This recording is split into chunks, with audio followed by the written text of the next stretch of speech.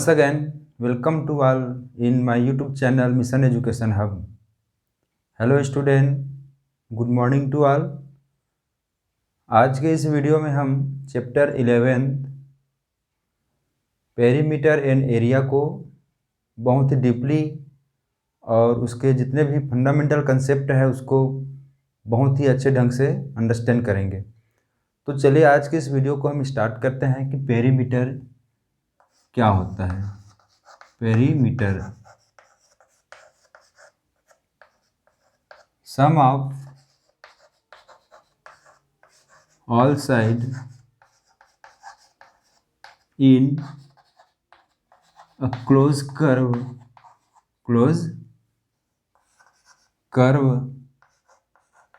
or open curve is known as perimeter.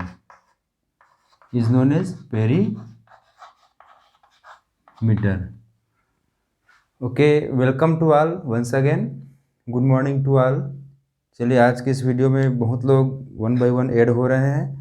चलिए बहुत लोग इसमें ऐड हो चुके हैं, सारे क्लास 7th के बहुत सारे स्टूडेंट इसमें आ चुके हैं, 1 by 1 इसमें एंटर कर रहे हैं। ओके चलिए बहुत लोग आ चुके हैं। Again once again welcome to all, good morning to all.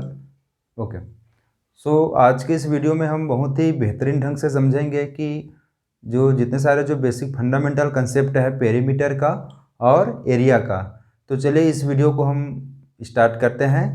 तो इसके पहले मैंने बहुत सारे वीडियो आपके क्लास 7 से रिलेटेड ऑलरेडी अपलोड किया हूँ, ठीक है। आप लोग वहाँ से देख सकते हैं, प्ले लिस्ट में जाके सर्च करके कि आपके क्लास से रिलेटेड जो भी जितने भी जो इम्पोर्टेंट जो चैप्टर्स हैं या फिर जो इम्पोर्टेंट क्वेश्चंस हैं जो आपको लगता है कि इसमें और ज़्यादा डीपली अंडरस्टैंड करने का ज़रूरत है, तो उस वीडियो को आप वहाँ से भी सर्च करके अंडरस्टैंड कर सकते हैं।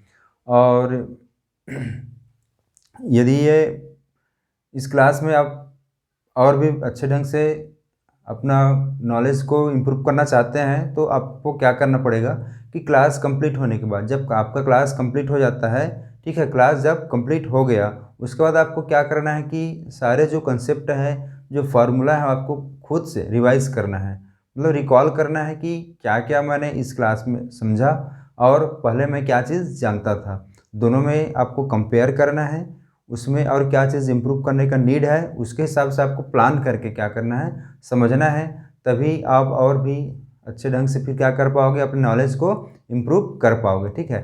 तो पेरीमीटर हम लोग अपने प्रीवियस क्लास में क्लास 6 में, आप लोग क्लास 6 में भी इसको स्टडी किए हो, क्लास 5th में भी, 7th में कर रहे हैं अभी, ठीक है। तो हम लोग चले इसका थोड़ा सा ब्रीफ नॉलेज को क्या कर लेते हैं, रिवाइज कर लेते हैं कि पेरीमीटर आखिर क्या चीज़ होता है। तो चलिए ठीक है, पेरीमीटर को स्टार्ट करते हैं। और इसमें चलिए बहुत लोग आ चुके हैं, ज्वाइन कर चुके हैं, कर रहे हैं ना, धीरे धीरे चलिए सब लोग आ ही रहे हैं। ओके तो चलिए सब लोग तो आते ही रहेंगे, तो इस क्लास को हम लोग आज का स्टार्ट करते हैं। तो पेरीमीटर क्या होता है, sum of all side in a close curve और open curve is known as perimeter. Okay suppose that हम लोग एक स्क्वायर ले सकते हैं या फिर रेक्टेंगल भी ले सकते हैं, कुछ भी हम लोग एक ऑब्जेक्ट को अंडरस्टैंड करते हैं और समझते हैं कि पेरीमीटर क्या होता है। तो ये जो आउटर पोर्शन है, ठीक है, आउटर पोर्शन है, उसको ही हम लोग क्या बोलते हैं, पेरीमीटर बोलते हैं। हम लोगों का फर्स्ट टॉपिक क्या है, पेरीमीटर, ठीक है। आपके क्लास 7th में चैप्टर 11th क्या है, पेरीमीटर है। तो पेरीमीटर को एक्चुअल में क्या है कि जो आउटर बाउंड्री है ना, यहाँ से हम लोग क्या किए, स्टार्ट किए, यहाँ तक आए, फिर देन यहाँ से यहाँ, यहाँ से यहाँ, और हम लोग क्या करते हैं फाइनली अपने जो स्टार्टिंग प्लेस में वहाँ पर हम लोग फिर से पहुँचते हैं। तो जो हम लोग आउटर बाउंड्री को क्या कर रहे हैं, जो डिस्टेंस कवर कर रहे हैं, है ना, क्या कर रहे हैं, जो डिस्टेंस कवर कर रहे हैं उसी को ही हम लोग क्या बोलते हैं, पेरीमीटर बोलते हैं। अब पेरीमीटर हम जो डिफरेंट ऑब्जेक्ट है उसके लिए हम क्या करेंगे, फाइंड आउट करेंगे, क्या हम 1 by 1 निकालते हैं। तो सबसे पहले हम लोग कैलकुलेट करते हैं पेरीमीटर फॉर स्क्वायर के लिए, ठीक है। Perimeter for square equal to, चलिए इसका मैं एक डायग्राम ड्रॉ कर देता हूँ। ये स्क्वायर हुआ, A B C and D. ठीक है, ए बी सी डी ये क्या हुआ हम लोगों का स्क्वायर हुआ। तो according to perimeter of square sum of all side A B plus B C plus C D plus D A. अब हम लोग यहाँ से क्या कर लेते हैं, इसको भी एक्स कंसिडर करते हैं, एक्स एक्स एंड एक्स। क्यों ऐसा? क्योंकि स्क्वायर में ऑल साइड क्या होते हैं, इक्वल होते हैं। तो इसके हिसाब से जब वैल्यू हम पुट करते हैं तो x plus x okay is equal to क्या हो जाएगा 4x। So we can write 4 into side, यहाँ से हम क्या लिख सकते हैं 4 into side, that is the perimeter for square. ये आप सबको आता है ना, कुछ लोगों को नहीं भी आता होगा तो इसी के थ्रू वो लोग क्या कर लेंगे, उसको रिवाइज कर लेंगे। क्या कर लेंगे, एक बार रिवाइज कर लेंगे। Okay, so that is the perimeter for square. हम लोग कैलकुलेट करते हैं perimeter for rectangle. Perimeter for rectangle okay, rectangle भी आपको पता है व्हाट इज रेक्टेंगल। अब रेक्टेंगल में क्या होंगे, जो इसके अपोजिट साइड होते हैं वो इक्वल होते हैं। ठीक है, ए बी सी और डी क्या हुआ, एक रेक्टेंगल हुआ। इसको हम एक्स कंसिडर कर सकते हैं या फिर इसका लेंथ हुआ, ये इसका क्या हो जाएगा ब्रेड्थ, ये भी लेंथ हुआ और ये इसका ब्रेड्थ हुआ। तो again sum of all side, तो A B plus B C plus C D plus D A. ठीक है, तो A B is equal to L, B C is equal to B, again C D is equal to L and B. Plus करेंगे तो L and L कितना हो जाएगा 2l, B and be again 2b, 2 को हम लोग common ले सकते हैं तो 2l plus B. Okay, that is the perimeter for rectangle. तो पेरीमीटर फॉर रेक्टेंगल का फार्मूला क्या हो जाएगा 2l प्लस बी। क्या हो जाएगा, क्योंकि इसमें एक्चुअल में क्या होता है कि जो इसका अपोजिट साइड होता है ना, इसके जो अपोजिट साइड होते हैं उनका लेंथ क्या होता है, इक्वल होता है। जैसे बी है तो बी का इक्वल, एल है तो एल का इक्वल, बट स्क्वायर में क्या होता था, इसका अपोजिट होता है ना।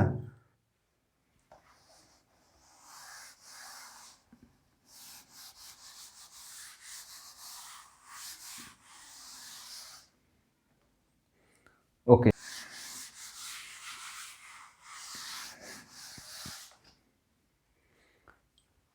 ओके, इस यदि इस स्टेप में हम और फर्दर आगे जाते हैं तो हमको क्या मिलता है, रोम्बस मिलता है और पैरेललोग्राम्स भी मिलता है। ठीक है, तो रोम्बस की यदि हम बात करते हैं तो रोम्बस किससे बनता है, स्क्वायर से बनता है। ठीक है, किससे बनता है, स्क्वायर से। इसमें भी ऑल साइड क्या रहेंगे, इक्वल रहेंगे।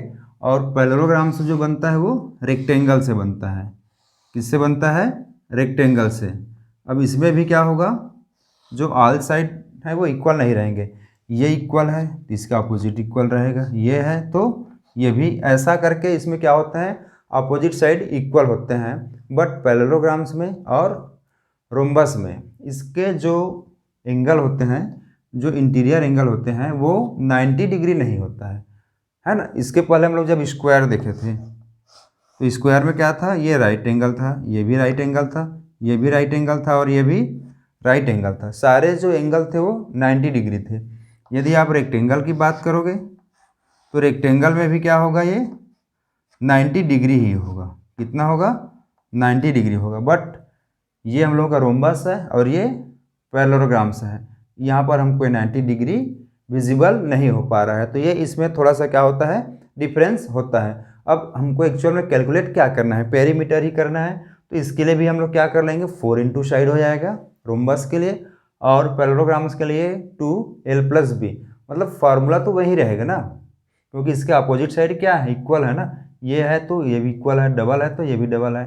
तो ये हमको रिमेंबर रखना है कि व्हाट इज पेरीमीटर। तो so we can say perimeter means sum of all side.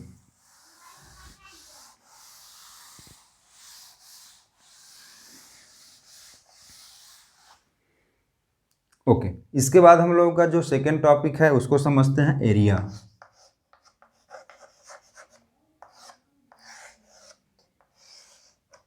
जैसे जनरली हम लोग अपने डेली लाइफ में भी यूज़ करते हैं कि तुम कौन से एरिया में रहते हो, तुम्हारा रहने का जो एरिया है वो कैसा है, ठीक है, उस एरिया में अच्छे से नेटवर्क है या नहीं है, ठीक है। जनरली इस वर्ड को हम लोग यूज़ करते हैं कि नहीं करते हैं, कि तुम कौन से एरिया में आते हो, किधर से आए हो। तो जो ये हम लोग टर्म्स यूज़ कर रहे हैं कि तुम कौन से कहाँ रहते हो, है ना, वहाँ पर क्या क्या चीज़ मिलता है, वहाँ क्या चीज़ का ज़्यादा यूज़ है, तो ये जो हम लोग यूज़ करते हैं उसी को ही हम अपने मैथ्स में क्या डिफाइन कर सकते हैं कि the space cover by any object. Okay, चलो मैं इसको डिफाइन कर देता हूँ। The space cover by any open any close object, ठीक है, इज नोन एज एरिया। कोई सा भी जो क्लोज ऑब्जेक्ट है, क्लोज ऑब्जेक्ट क्लोज कर्व मतलब बोल सकते हैं सर्कल हुआ, रेक्टेंगल हुआ, स्क्वायर हुआ, रोम्बस हुआ, और यहाँ से क्या हो जाएगा, ये पैरेललोग्राम हुआ। तो ये सारे ट्राइंगल के भी बात कर लेंगे तो सारे चीज़ें स्पेस कवर कर रहा है कि नहीं कर रहा है, कुछ न कुछ अपना स्पेस मतलब क्या हो जाएगा, लेना ही फिक्स रहता है। कुछ ऑब्जेक्ट भी ले सकते हैं हम लोग, जैसे बुक को ले लिए, आपको बुक कहीं पर रखते हो तो बुक कुछ न कुछ जगह लेता है।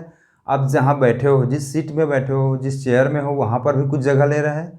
आपका पानी बॉटल है, जितने सारे भी चीज़ है, आपका मोबाइल है, चार्जर है, कुछ भी चीज़ जो आपको दिखाई दे रहा है वो जगह क्या करेगा, कवर करेगा, ऑक्यूपाई ही करेगा, तभी उसका वो क्या, तभी वो हम क्या बोल सकते हैं, वो उसका लाइफ पॉसिबल है, मतलब तभी वो यूजेबल है। एक एयर के लिए भी बात करते हैं तो एयर भी कुछ न कुछ क्या करता है, स्पेस कवर करता है। तो ये हमको रिमेंबर रखना है, ठीक है।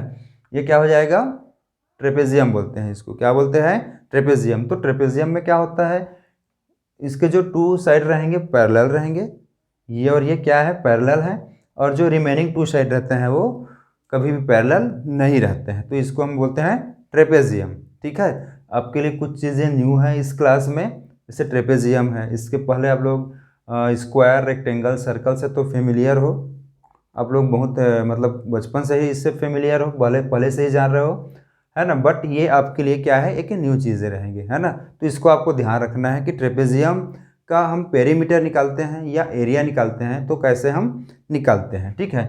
तो क्या चीज़ है कि जो कुछ भी ऑब्जेक्ट है वो जितना स्पेस कवर कर रहा है, ये स्पेस कवर कर रहा है, ये भी स्पेस ले रहा है, ये भी कुछ न कुछ लेगा, सारे ऑब्जेक्ट कुछ न कुछ स्पेस ऑक्यूपाई करेंगे ही, तभी क्या होगा, वो पॉसिबल है कि हम उसको ऑब्जेक्ट बोल सकें, ठीक है। पानी बॉटल को भी कहीं पर रखेंगे तो कुछ न कुछ वो क्या करेगा, जगह लेगा।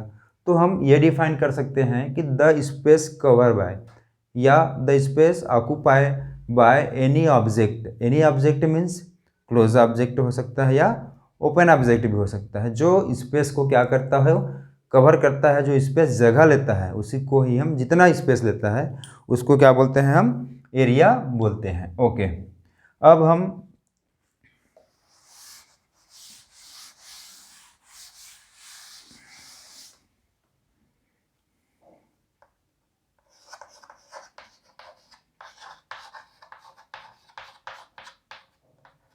चलिए, डिफिनेशन ऑफ एरिया करने के बाद हम लोग क्या करते हैं कि जो फार्मूला है ना, डिफरेंट डिफरेंट ऑब्जेक्ट के लिए उसके फार्मूला को हम कर लेते हैं। तो एरिया ऑफ स्क्वायर फर्स्ट करते हैं हम, एरिया ऑफ स्क्वायर के लिए क्या हो जाएगा, साइड इंटू साइड हो जाएगा, क्या होगा, साइड इंटू साइड। इसको क्या लिख सकते हैं हम लोग, साइड स्क्वायर भी कर सकते हैं, ठीक है। Side into side mean side square. Rectangle की बात करें, किसके लिए, रेक्टेंगल के लिए, तो इसका हो जाएगा लेंथ इंटू ब्रेड्थ, ठीक है। क्या हो जाएगा, लेंथ इंटू ब्रेड्थ हो जाएगा। थर्ड ले लेते हैं हम लोग ट्राइंगल के लिए, ट्राइंगल।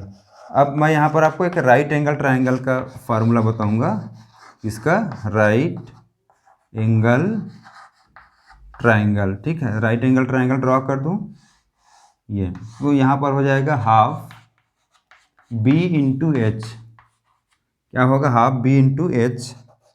फोर्थ लेते हैं हम लोग सर्कल के लिए, तो सर्कल का जो एरिया हो जाएगा वो पाई आर स्क्वायर। अभी आर क्या है, ये सर्कल हुआ उसका रेडियस है, तो जितना उसका रेडियस रहेगा है ना, उसी के हिसाब से हम लोग क्या करते हैं, उसका फार्मूला हम लोग कैलकुलेट करते हैं। ओके, ये आपको याद रखना पड़ेगा, बहुत सारा चीज़ें आपको। हम लोग एरिया ऑफ पैरेललोग्राम्स कर लेते हैं, ठीक है। तो एरिया ऑफ पैरेललोग्राम,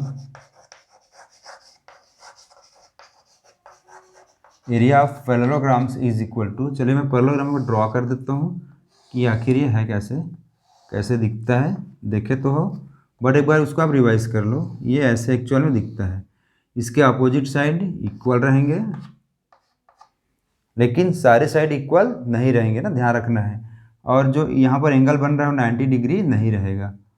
तो इसका जो फार्मूला होता है वो, ये इसका बेस हुआ, ये परपेंडिकुलर हाइट हुआ, तो b इंटू एच क्या हो जाएगा, b into H, that is the area for parallelograms. क्या हो जाएगा, b इंटू एच। अब एरिया ऑफ रोम्बस के लिए करेंगे तो क्या हो जाएगा, एरिया ऑफ रोम्बस, तो b इंटू बी, मतलब जो उसके साइड का स्क्वायर होगा उतना वो हो जाता है। लेकिन ध्यान रखना है यहाँ पर परपेंडिकुलर हाइट को लेना है, ये थोड़ा सा डिफरेंस रहता है। ओके, अब जब हम एरिया को अंडरस्टैंड कर लिए और उसके बाद पेरीमीटर को भी अंडरस्टैंड कर लिए, तो दोनों में क्या चीज़ का डिफरेंस है, ओके, दोनों में क्या बेसिक डिफरेंस है, ये आपको रिप्लाई करना है।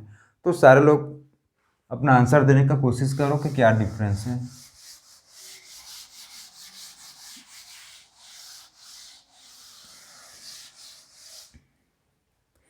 चलिए मैं आप सबको एक क्वेश्चन दे देता हूँ कि what is the basic difference between area and perimeter. हम लोग का ये जो टॉपिक है वो हमको डेफिनेशन क्लियर हुआ, दोनों में हम डिफरेंस मैं आपको बता देता हूँ कि जो पेरीमीटर होता है वो आउटर पोर्शन होता है, ये जो आउटर पोर्शन हुआ, ठीक है, बट जो एरिया होगा वो क्या होता है, इनर पोर्शन होता है, जो इन साइड में ये सारे चीज़ें रहता है। ओके, मैं एक लीफ ड्रॉ करता हूँ यहाँ पर।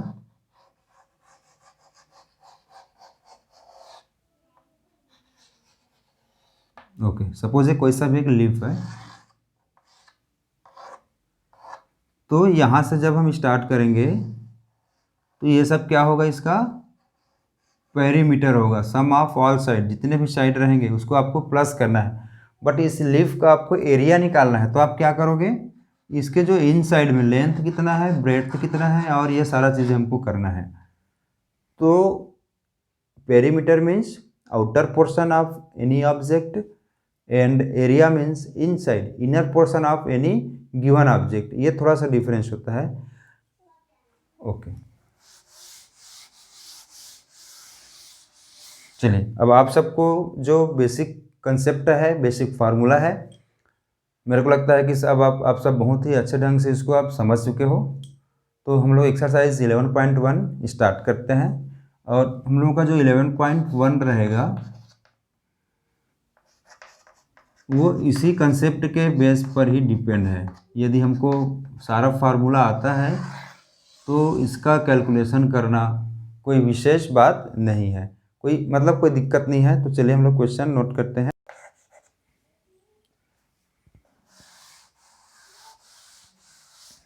नाउ क्वेश्चन नंबर 1 को हम अंडरस्टैंड करते हैं कि what is given that in question 1 from exercise 11.1 the length and breadth of rectangular piece of land is 500 meter and 300 meter respectively। कोई सा भी एक क्या है, रेक्टेंगुलर पीस ऑफ लैंड है, ठीक है। तो इसको हम लोग ड्रॉ करते हैं, रेक्टेंगुलर बोला जा रहा है means rectangle, and their length is equal to 500 metre and their breadth is equal to 300 metre respectively. Then first calculate their area. तो एरिया के लिए हम लोग क्या करेंगे, L into B, area of rectangle is equal to क्या होता है, L into B. Okay, what is given that L is equal to 500, B is equal to 300। Multiply करेंगे तो 5 3 जा 15 ओके, ये इतना क्या होगा, इसका यूनिट मीटर है, इसका भी यूनिट क्या है, मीटर, तो मीटर का स्क्वायर हो जाएगा। ओके, ध्यान रखिएगा इसको। Okay, always remember the unit of area is centimetre square, metre square, kilometre square या फिर मिलीमीटर स्क्वायर। सिमिलरली पेरीमीटर का यूनिट क्या होता है, सेंटीमीटर होता है, मीटर होता है, किलोमीटर होता है, मिलीमीटर होता है, एंड सो ऑन। ये ऐसे जो होता है यूनिट, उसको ध्यान रखना है आपको कि यूनिट क्या होता है। So that is the first answer. And second question, calculate the area. So we can calculate their area. The cost of the land, if 1 meter of the land cost rupees 10,000, 1 metre square का charge कितना है, 1 metre मतलब जो 1 metre का charge कितना है, ये तो हुआ फर्स्ट। हम लोग करते हैं second, cost of 1 metre square land is equal to rupees 10,000 है। कितना है, 10,000। So what is the total cost of this given area, means हमारे पास 1 मीटर स्क्वायर का रेट इतना है, 10,000 है, तो टोटल कितना है, 150,000 है। ठीक है, 150,000 है मीटर स्क्वायर, तो इसका टोटल चार्ज हमको कितना पड़ेगा, तो total cost is equal to 1 metre square का चार्ज कितना है, 10,000 है, और हमारे पास कितना है, 150,000 है। इसको मल्टीप्लाई कर देंगे तो 1 5 1 2 3 4 5 6 7 8 1 2 3 4 5 6 7 8, ये इतना रुपीस क्या होगा, टोटल चार्ज इसका होगा। Okay, so that is the total charge of this given area. 150,000 का मीटर जो स्क्वायर है, इतना जो हमारे पास एरिया है, उसका टोटल चार्ज इतना रुपीस हमको पड़ेगा। ठीक है, तो हमको इस टाइप के क्वेश्चंस को सॉल्व करते समय क्या ध्यान रखना है, बहुत इजी है, आपको केवल कंसेप्ट याद रखना है। 1 यूनिट का आपको पता है चार्ज सपोज 10 रुपीज़ है, तो 2 यूनिट का ऑब्जेक्ट का क्या हो जाएगा, 20 होगा। कैसे हुआ, प्लस करने से भी होता है और मल्टीप्लाई करने से भी होता है। जब आप प्लस करते हो तो it is a very time taken, but जब हम डायरेक्टली उसको मल्टीप्लाई करते हैं तो हमको इजीली फाइंड आउट ये हो जाता है। ठीक है, इस चीज़ का आपको ध्यान रखना है।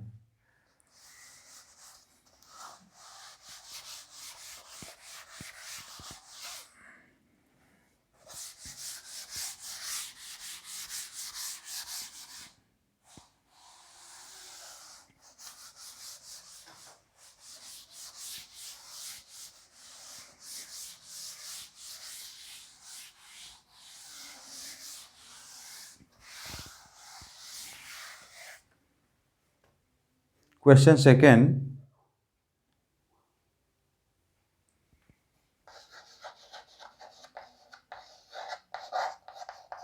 Area of square means rectangle is 440 metre square. Okay, area of rectangle is equal to L into B होता है, हमको पता है, यस और no, yes. And given that length is, length कितना गिवन है, length is equal to 22 metre है, length is equal to 22 metre. तो इसमें हम पुट कर देंगे तो क्या हो जाएगा, 22 into B equal to 440। Okay, तो B is equal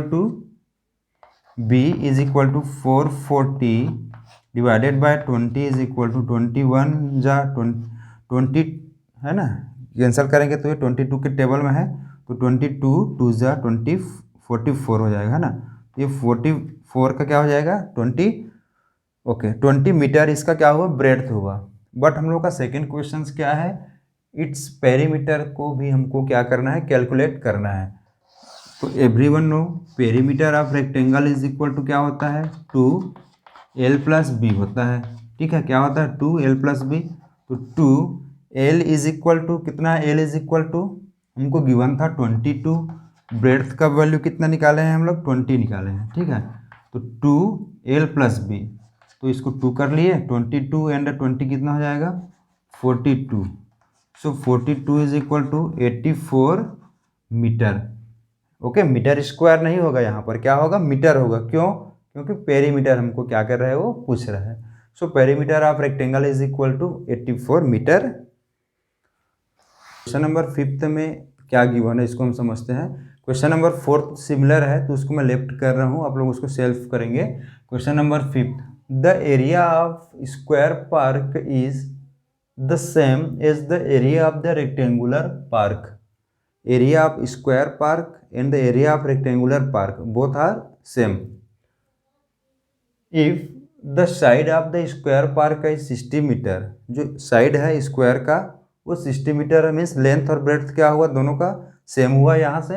and the length of the rectangular park is 90 metre. देखिए स्क्वायर में हमको उसके सारे चीज़ गिवन है, लेंथ भी गिवन है और ब्रेड्थ भी गिवन है, बट रेक्टेंगुलर पार्क के लिए क्या चीज़ गिवन है आपको, ओनली उसका लेंथ गिवन है। तो पहले हमको क्या चीज़ कैलकुलेट करना पड़ेगा, ब्रेड्थ। तो ब्रेड्थ आएगा कैसे, इसमें क्या चीज़ गिवन है कि दोनों का एरिया क्या है, इक्वल है, किसका, स्क्वायर का और रेक्टेंगल का। Find the breadth of the rectangular park. Okay, यही हम लोगों से, चलो यहाँ पर पूछ भी लिया कि उसका ब्रेड्थ कितना होगा। ठीक है, हम लोग समझ ही रहे थे कि उस चीज़ को हमको तो कैलकुलेट करना है, लेकिन ये खुद से हमसे पूछ लिया कि आपको उसको निकालो करके। तो चलिए इसको हम लोग अब करते हैं स्टार्ट।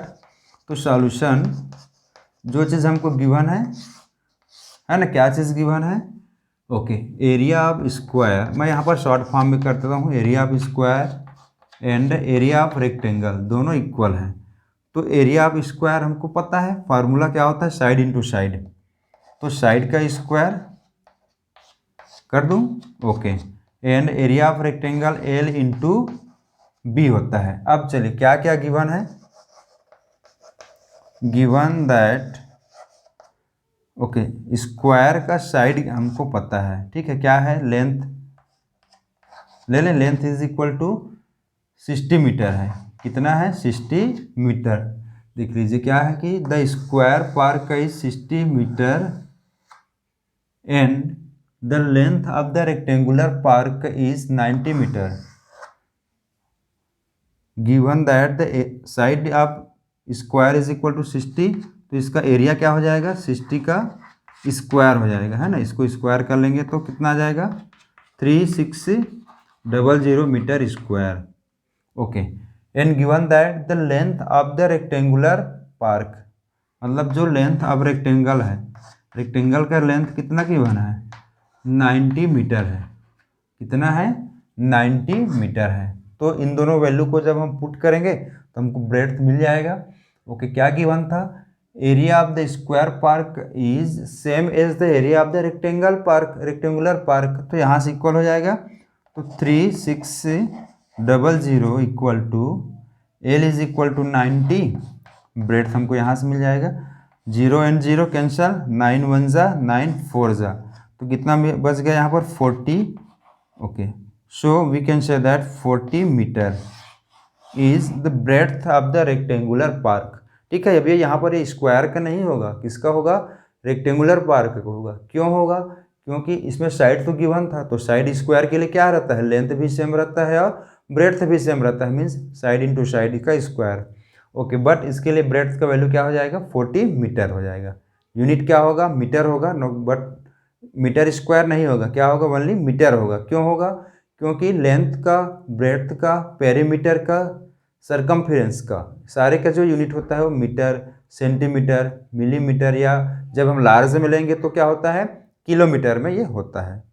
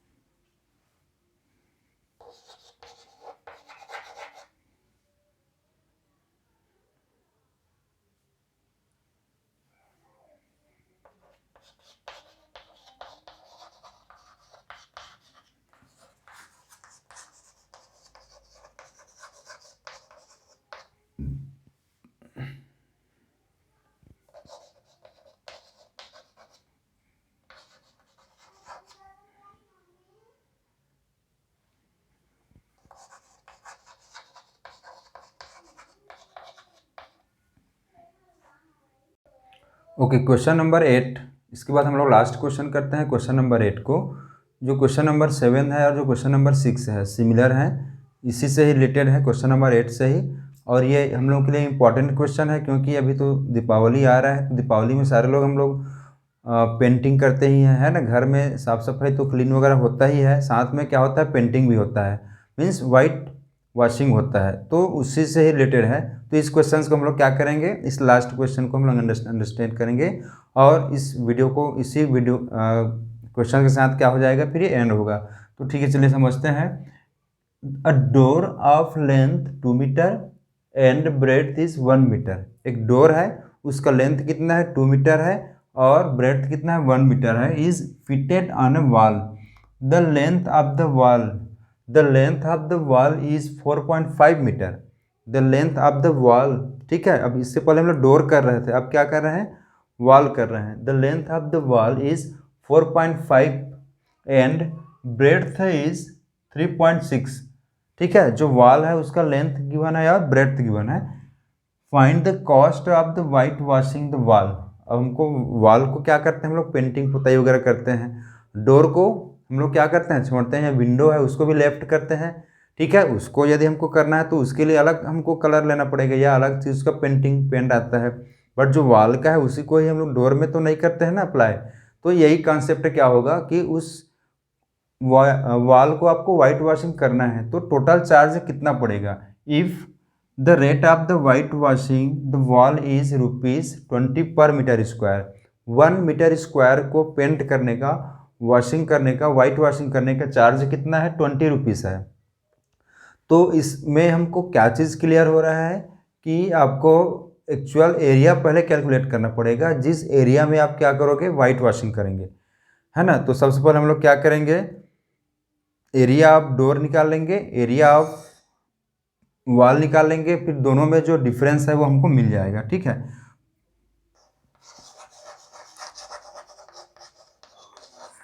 ओके, ये हम लोगों का क्या हुआ, वॉल हुआ, ठीक है। अब यहाँ पर गेट रहेगा, श्योर है गेट रहेगा कि नहीं रहेगा, तभी तो हम इसमें एंटर कर पाएंगे। तो क्या चीज़ गिवन है, the length of the wall is, the length of the door is ये 2 मीटर। ये कितना है, 2 मीटर है। ये लेंथ ज़्यादा होगा, हाइट, लेंथ मीन्स क्या होगा, उसका हाइट ही होगा। और इसका ब्रेड्थ कितना है, 1 मीटर है, ठीक है। Then area of door is equal to L into B, क्योंकि रेक्टेंगुलर ही है। 2 into 1 is equal to 2 metre square. Means ये जो डोर हुआ हम लोग का, वो इतना स्पेस कवर कर रहा है। And given that the length of the wall is 4.5 metre. ये जो वॉल है इसका लेंथ कितना है, 4.5 मीटर है, और इसका जो ब्रेड्थ है वो है 3.6, ठीक है। कितना है, 3.6। तो इसका एरिया हम लोग निकाल लेते हैं कि एक्चुअल में इसका एरिया कितना हो जाएगा।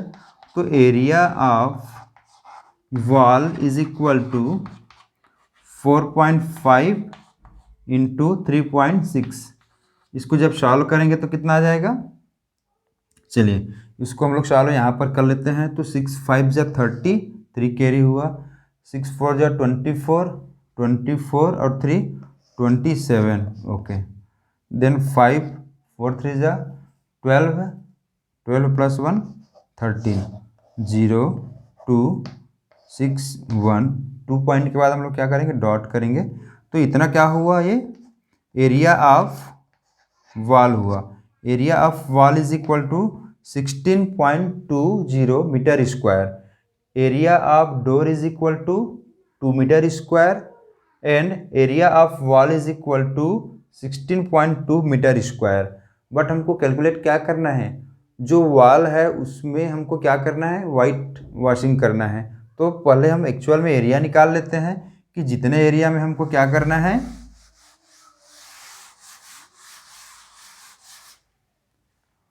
तो total area is equal to, जहाँ पर हमको पेंट करना है, equal to area of wall में से एरिया ऑफ डोर को माइनस कर देंगे, तो 16.2 माइनस 2, ठीक है, ये 16 तो वॉल का एरिया हुआ, 2 किसका है, डोर का है, तो यहाँ से कितना हो जाएगा 14.2 मीटर स्क्वायर, ये टोटल एरिया ऑफ वॉल हुआ।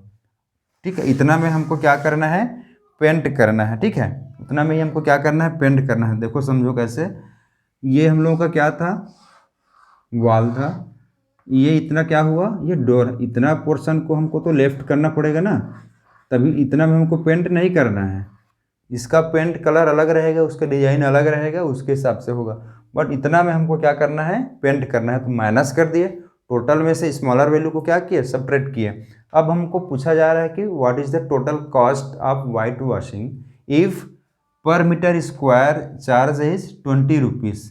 कितना है, 1 मीटर स्क्वायर का चार्ज कितना है, 20 रुपीज़ है। तो total cost for white washing is equal to 14.2 into 20। 1 metre square का चार्ज है 20 रुपीज़ है, तो इतना मीटर में जो रिमेनिंग पोर्शन है जहाँ पर हमको करना है, तो मल्टीप्लाई कर लेंगे, तो 482 और ये क्या हो जाएगा 284। ठीक है, 284 रुपीज़ हमको एक्चुअल में लास्ट में क्या करना पड़ेगा, पेड करना पड़ेगा। ओके, तो ये हम लोग का आज की इस वीडियो का लास्ट क्वेश्चन है, और ये आप सबको अच्छे से समझ में आया होगा। और ऐसे ही हम लोग बहुत सारे जो क्वेश्चंस मैं आपको एक लेफ्ट किया हूँ, क्वेश्चन नंबर 6 को और 7 को आपको ट्राई करना है, खुद से उसको समझना है क्या गिवन है, क्या हमको कैलकुलेट करना है, आपको अपने हिसाब से डिसीजन लेना है। इसके बाद ये भी आपको यदि डाउट रहता है तो उसको हम नेक्स्ट क्लास में क्या कर लेंगे, स्टडी कर लेंगे, डिस्कस कर लेंगे, और उसको हम लोग क्या करेंगे, फाइनली अंडरस्टैंड करेंगे। ओके, और सारा जो क्वेश्चन हम लोग किए इस चैप्टर से रिलेटेड, ये एक्सरसाइज हम लोगों का इसी के साथ कंप्लीट होता है। और thanks for watching this video, और be ready for another such types of video that is really helpful for everyone. Okay, again thanks for watching.